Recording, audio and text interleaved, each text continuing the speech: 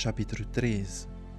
Dans ce temps, on lut en présence du peuple dans le livre de Moïse, et l'on y trouva écrit que l'Ammonite et le Moabite ne devraient jamais entrer dans l'assemblée de Dieu, parce qu'ils n'étaient pas venus au-devant des enfants d'Israël avec du pain et de l'eau, et parce qu'ils avaient appelé contre eux à prix d'argent Balaam pour qu'il les maudît. Mais notre Dieu changea la malédiction en bénédiction. Lorsqu'on eut entendu la loi, on sépara d'Israël tous les étrangers.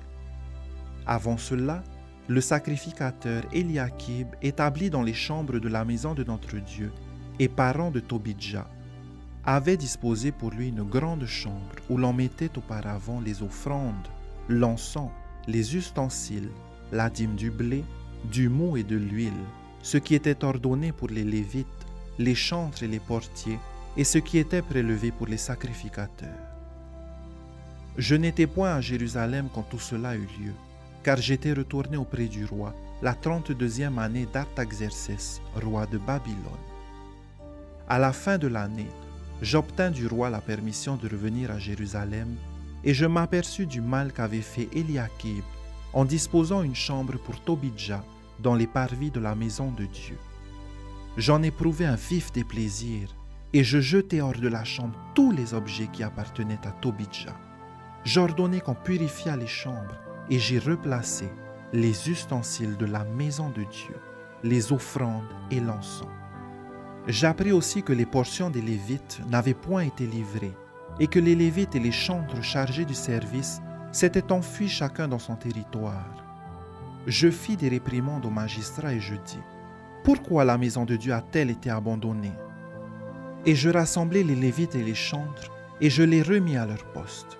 Alors, tout Juda apporta dans les magasins la dîme du blé, du mou et de l'huile. Je confiai la surveillance des magasins à Shélémia, le sacrificateur, à Tsadok le scribe et à Pédaja, l'un des Lévites, et je leur adjoignis Hanan, fils de Zakur, fils de Matania, car ils avaient la réputation d'être fidèles. Ils furent chargés de faire les distributions à leurs frères. Souviens-toi de moi, ô mon Dieu, à cause de cela, et n'oublie pas mes actes de piété à l'égard de la maison de mon Dieu et des choses qui doivent être observées. À cette époque, je vis en Juda des hommes foulés au pressoir pendant le sabbat, rentrer des gerbes, chargés sur des ânes, même du vin, des raisins et des figues, et toutes sortes de choses, et les amener à Jérusalem le jour du sabbat. Et je leur donnais des avertissements le jour où ils vendaient leurs denrées. Il y avait aussi des Tyriens, établis à Jérusalem, qui apportaient du poisson et toutes sortes de marchandises, et qui les vendaient aux fils de Juda le jour du sabbat et dans Jérusalem. Je fis des réprimandes aux grands de Juda et je leur dis, « Que signifie cette mauvaise action que vous faites en profanant le jour du sabbat? N'est-ce pas ainsi qu'ont agi vos pères? Et n'est-ce pas à cause de cela que notre Dieu a fait venir tous ces malheurs sur nous et sur cette ville? Et vous, vous attirez de nouveau sa colère contre Israël en profanant le sabbat. » Puis j'ordonnai qu'on fermât les portes de Jérusalem avant le sabbat, dès qu'elles seraient dans l'ombre, et qu'on ne les ouvrit qu'après le sabbat. Et je plaçai quelques-uns de mes serviteurs aux portes pour empêcher l'entrée des fardeaux le jour du sabbat. Alors les marchands et les vendeurs de toutes sortes de choses passèrent 1 ou 2 fois la nuit hors de Jérusalem. Je les avertis en disant, « Pourquoi passez-vous la nuit devant la muraille? Si vous le faites encore, je mettrai la main sur vous. » Dès ce moment, ils ne vinrent plus pendant le sabbat. J'ordonnai aussi aux Lévites de se purifier et de venir garder les portes pour sanctifier le jour du sabbat. Souviens-toi de moi, ô mon Dieu, à cause de cela, et protège-moi selon ta grande miséricorde. À cette même époque, je vis des Juifs qui avaient pris des femmes asdodiennes, ammonites, moabites. La moitié de leurs fils parlaient l'asdodien et ne savaient pas parler le juif. Ils ne connaissaient que la langue de tel ou tel peuple. Je leur fis des réprimandes et je les maudis. J'en frappai quelques-uns. Je leur arrachai les cheveux et je les fis jurer au nom de Dieu en disant, « Vous ne donnerez pas vos filles à leurs fils, et vous ne prendrez leurs filles ni pour vos fils, ni pour vous. N'est-ce pas en cela qu'a péché Salomon, roi d'Israël? Il n'y avait point de roi semblable à lui parmi la multitude des nations.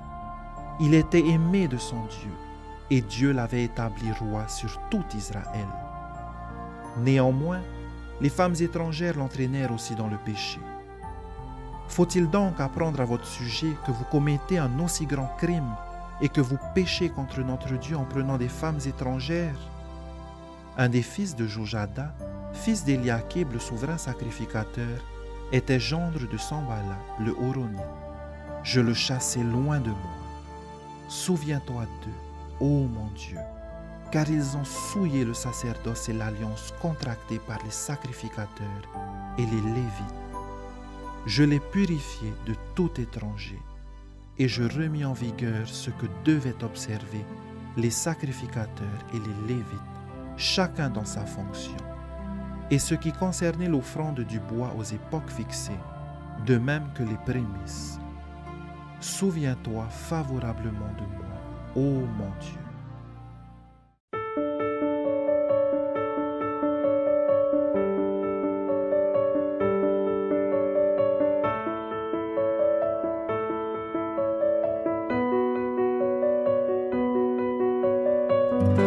C'était votre lecture quotidienne de la Bible proposée par le Centre Média Adventiste, disponible en replay sur cma.adventiste.pf.